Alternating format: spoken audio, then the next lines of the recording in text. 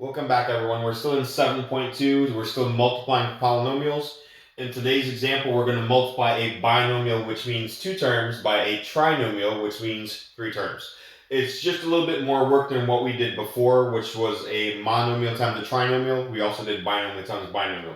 Now, I'm still going to talk about the 2 different ways to evaluate this stuff. One was called the distribution method, where we just distribute. And then the other one was called the box method, in case you like that method instead. So we'll do both for each one of these. Let's start with the distribution. Before you guys distribute, in the last video I mentioned that it's very helpful writing any ones where there's stuff missing. For example, this x doesn't have a number up front, so I'll write a 1 there. There's exponents missing on these 2 x's, so I'll write a 1 for them as well. So here we go. Let's start by distributing this guy right here. So I'm going to multiply by all 3 of these. Then I'm going to do the same thing to the 4 and combine like terms. All right, so let's multiply these 2 out first. You've got 3 times 1, which is 3. x1 times x2, keep in mind you're supposed to add the exponents when you multiply. So you have 1 plus 2, that is 3x's. Multiply these 2 guys next. You have 3 times 2, which is 6. X1 times x1, add the exponents, 1 and 1 will give you x to the second. And now last one for this guy, you have 3 times negative 1, which is negative 3. If you look closely, the 3 and the negative 1 didn't both have an x where you can add them together. That means this x to the first stays the same. All right? Now we're not done yet because we still need to distribute this 4. So here we go. First one I'm going to distribute is these 2 up here. You have 4 times 1, which is 4. If you look at both these terms, they both didn't have an x where I can add them. That means this x to the second stays the same. Now multiply these 2 guys next. You've got 4 times 2, which is 8. And again, looking at the 4 and the 2, they both didn't have an x. So this x to the first also stays the same. And last one, you've got 4 times negative 1, which is a negative 4. Now, if you guys look closely, there's a lot of like terms you can combine. Keep in mind, 2 terms are alike as long as they have the same exponent. So let's look at this first term right here. I don't see another term that has the 3rd power, so I can't combine it with anything else, which means we're just going to drop this guy down. So 3x to the 3rd. Let's look at this guy next. He has a 2nd power. Now, I do need to see another term with the 2nd power, so that means we could combine both of these. Now, they're both positive, so it's just simply 6 plus 4, which is 10x squares. When you're done with them, cross them out so you don't accidentally combine them again. Now, let's look at this guy. He has the 1st power. Is there another term that has the 1st power? In this case, this guy right here also has the 1st power, so we can combine the negative 3 with the positive 8. You can say it's 8 take away 3, which is a positive 5x to the first. And then last one, we've got this negative 4. I don't see another constant number to combine that with, so this negative 4 will stay a negative 4. Now keep in mind in your final answer, you don't need to write any ones. We know it's there, but we don't have to write it. Now if you look at your answer, it is in what they call standard form. It goes highest to lowest. Your exponents go 3, 2, 1, and 0. All right? Now, I'm going to do the box method on this in case you like the box method. Some people actually prefer that over what we did here. But if you like the distribution method, then you can just stick to that. All right, so let's go ahead and do the box method for this one.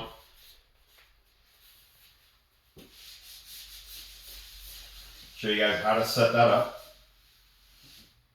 All right, so let's do this one up top first. You have 3x, and then you have a positive 4, right? Now on the bottom, on the left side, now it doesn't matter where you put it. I could have put the 3x plus 4 over here and the x squared term up top. It doesn't matter where you put them. But for your next one, you've got 3 things. So you've got an x squared term. You've got a positive 2x. I don't need to write the plus 2x. I know it's positive. And you've also got a negative 1. So if you draw lines in between these, you'll see the box that it creates. And also draw a line in between the 3 and the 4. So these are the answers you're supposed to get from multiplying these things together, right? So here we go. To get the answer inside this box, we need to multiply these 2 guys together. They line up with that box. Before I begin, as always, I'm going to put ones where I need ones. So here we go. You have 1 times 3, which is 3. You have x2 times x1, which is x3. Keep in mind you got to add the exponents. To get the answer inside this box, multiply these two guys together. You've got 1 times 4, which is 4. They both didn't have an x, so that means this x squared term stays the same. To get the answer inside this box, multiply these guys together. You've got 2 times 3, which is 6. x1 times x1, add them up, 1 and 1, that gives you 2 x's. Whoops. All right. Now to get this guy over here, multiply these together. You've got 4 times 2, which is 8. They both didn't have an x, so that means that x to the first stays the same. Now for this box, you multiply these two. You've got 3 times -1, which is -3. They both didn't have an x, so this x1 stays the same. In this box down here, multiply 4 times -1, which is -4. Now, just like we did for the distribution method, check to see if you have any like terms. Starting out with this guy, there's only 1/3 power. I don't see another third power, so this guy stays the same down here. For the second power, cross that one out, you're done. For the second power, I notice there's another term that also has a second power, so you can add them together. And they're both positive, so it's 4 plus 6, that's 10x squareds. Cross those out, you're done with them. For the first power one, I see that you have 2 of them. So combine those, that's 8 take away 3. That's positive 5x to the firsts. And this is the only guy left, so just drop him down. And notice how you got the same answer that we got using the distribution method. So it's up to you which method you guys prefer. The only time you can't really use this method is when you have a monomial. I don't recommend it. You can, but it's easier to understand when you have more than one term. For part B, we'll do the same thing. I just wanted to give you guys another example so you get the hang of this. We're first going to start using the distribution method. As always, I'm going to write a 1 wherever I need a 1. It looks like there were some few exponents missing, so I wrote a 1 there.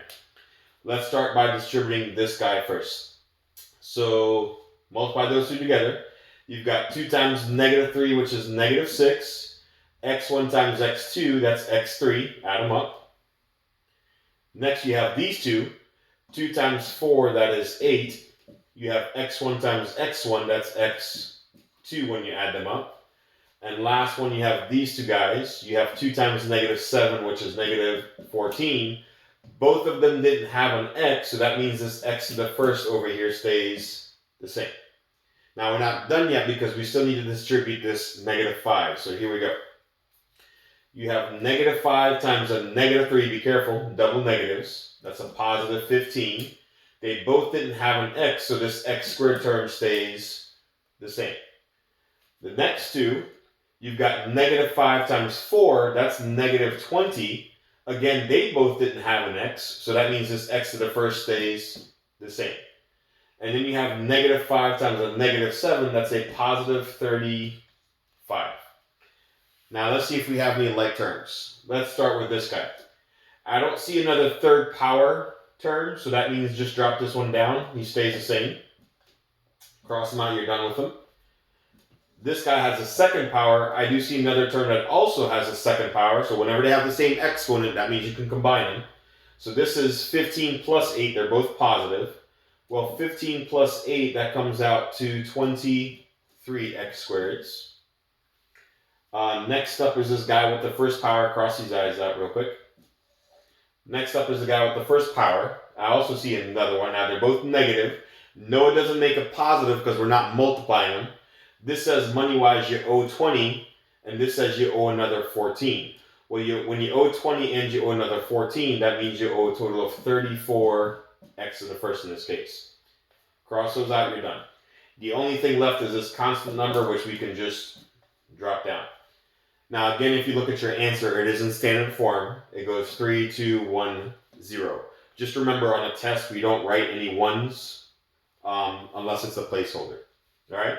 So that's the answer using the distribution method. Now I'm going to show you guys the same thing using the box method instead.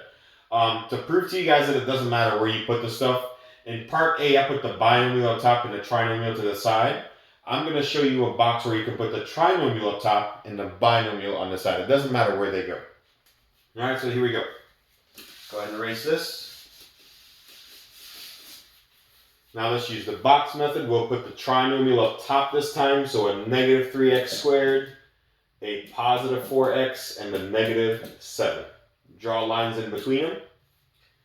On the side, you have a 2x and a negative 5. Also draw lines in between those.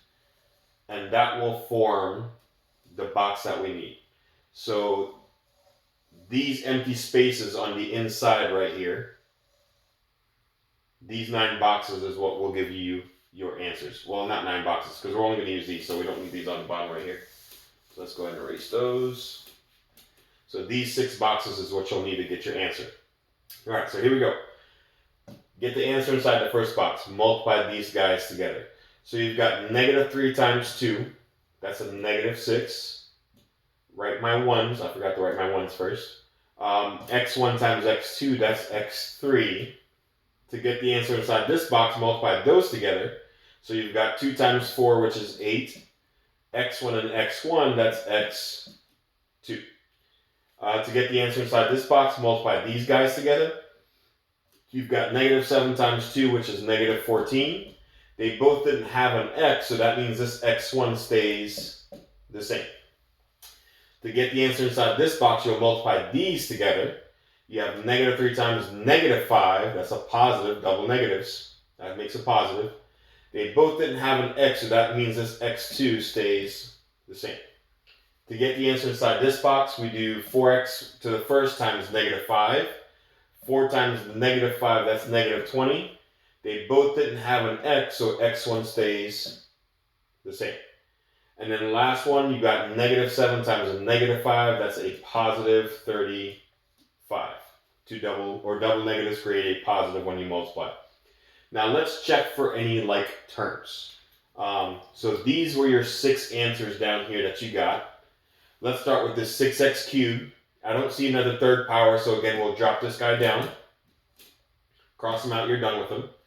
The x squared terms, I see 2 of them that you can combine.